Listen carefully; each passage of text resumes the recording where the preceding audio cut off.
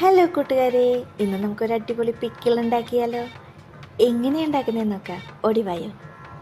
ഇതൊരു അപാര ടേസ്റ്റുള്ള ഐറ്റമാട്ടോ. എന്തായാലും നിങ്ങളിത് മുഴുവൻ കണ്ടിട്ടൊന്ന് ഓടിപ്പോയി ട്രൈ ചെയ്ത് നോക്കണേ.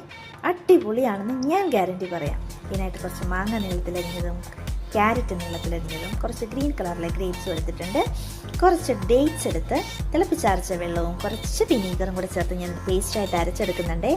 എന്നിട്ട് ഇതെല്ലാം കൂടി അരിഞ്ഞു വെച്ചിരിക്കുന്ന മിക്സിനകത്തേക്ക് നമുക്കൊന്ന് ഒഴിച്ച് മിക്സ് ചെയ്ത് വയ്ക്കാം.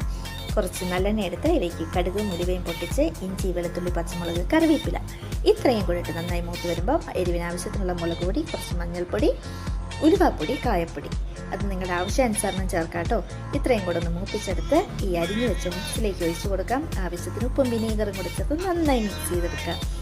ചൂടൊക്കെ തണുത്ത് കഴിയുമ്പോൾ നമുക്കിതെല്ലാം ഒരു കുപ്പിയിലേക്ക് മാറ്റി വയ്ക്കാം കേട്ടോ. ഇത് ഇപ്പം തന്നെ കഴിച്ചു തുടങ്ങാൻ പറ്റുന്ന ഡേറ്റാണ്. ടേസ്റ്റ് എന്ന് പറഞ്ഞാൽ ഒരു അപാര ടേസ്റ്റാണ്. നിങ്ങളൊന്ന് ഓടിപ്പോയി ട്രൈ ചെയ്ത് നോക്കിക്കോ, ഞാൻ ഗ്യാരണ്ടി.